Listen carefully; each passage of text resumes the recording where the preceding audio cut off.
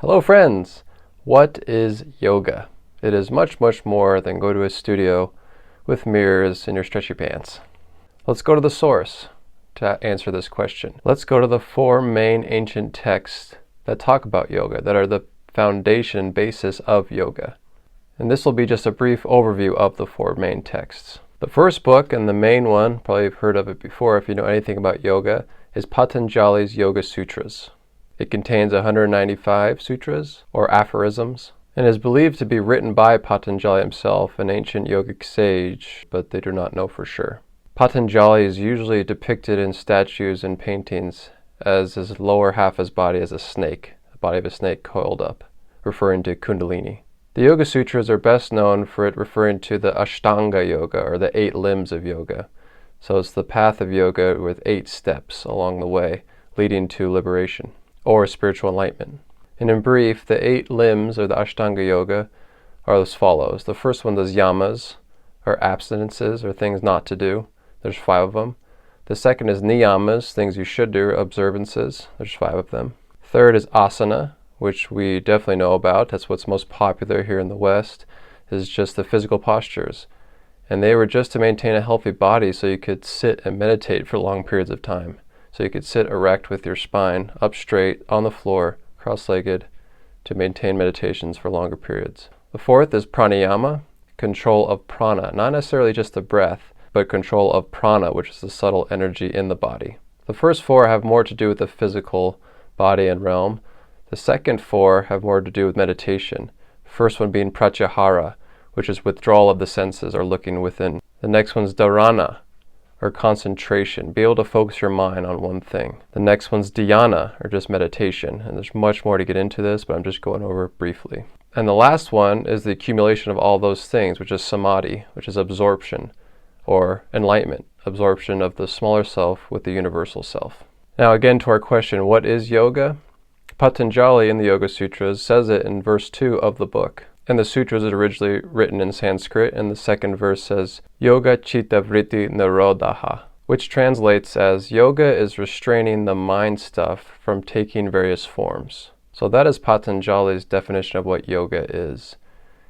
It's sitting, meditating, do all these other steps, all the ashtanga, the 8 limbs, in order to observe your mind and to detach and to cease your mind from creating so many thoughts, basically stopping your thoughts and becoming what you really are, or realizing what you really are, which is the silent observer, the one in all things. The second text that forms a foundation for yoga is the Bhagavad Gita, very well known. Again, it is another ancient Indian text written in Sanskrit, and it contains 700 verses, and it's a part within a giant Indian epic called Mahabharata. So it is a small portion of that larger epic text. It is believed to be written in the second half of the first millennium BCE, and this book is a dialogue between Arjuna, a prince about to go into battle, and Krishna, which is an avatar of the Lord Vishnu. It is a beautiful book, a beautiful dialogue, definitely recommend it. And in this book, it goes into yoga and it discusses different paths of yoga, different paths of liberation or enlightenment, depending on the person. So Krishna in the Bhagavad Gita discusses karma yoga, which is doing good deeds unattached by the outcome, taking good action. He talks about bhakti yoga, which is the path of devotion or love, surrendering, adoring, becoming obsessed with the Lord, with God, with Brahman. The next path is jnana yoga, or the path of knowledge, or realization of the infinite through seeking wisdom and knowledge and study. So more of the mental path. And then there is Raja Yoga, which some scholars would argue that those other 3 paths combined is what Raja Yoga is, and others would say Raja Yoga is just meditation, the path of meditation, the path of looking in. So what is yoga, according to the Bhagavad Gita? It shows that there isn't just one path to liberation. It says there's many different ways to become liberated or to realize the self, the bigger self, Brahman, and it depends on the individual. But ultimately, yoga is realizing that Atman, or the individual self, equals Brahman, which is the universal self, the big self, the self with a capital S, the self within everything. The next text that is also a foundation for yoga is Yoga Yajnavalkya, It is another classic Hindu yogic text written in Sanskrit, and is a dialogue between the sage Yajnavalkya and his wife Gargi. It is 504 verses. The date is written is unknown, the author is unknown, but the sage Yajnavalkya is said to have lived in the 8th century BCE, and he is referred in other ancient Hindu texts. Like Patanjali's Yoga Sutras, it speaks of ashtanga yoga, or the 8 limbs of yoga, and goes through each of those steps. But in this text, it adds a few more yamas, a few more niyamas. It speaks of specific asanas, which is interesting, and it goes really, really in depth into pranayama, which is really cool.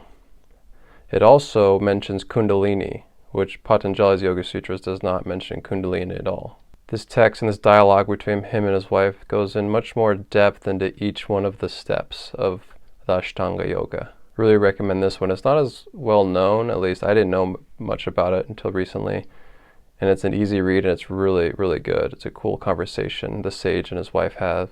And according to this text, what is yoga?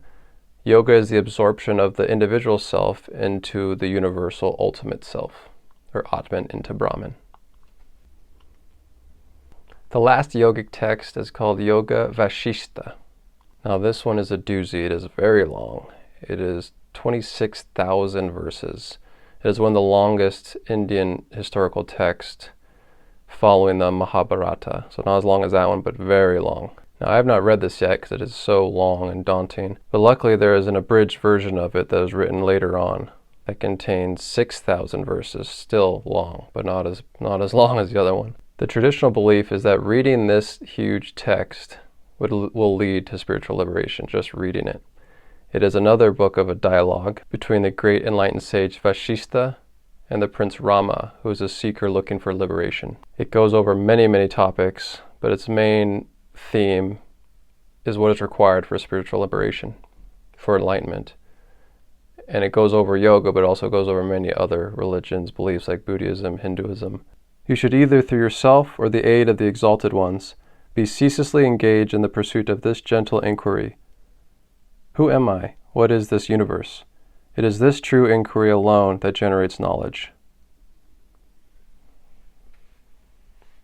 So if you want to know what yoga truly is, what the practice is, I recommend checking out these texts because these are the source. Why not go to the source? These are the foundational texts of yoga. Thank you.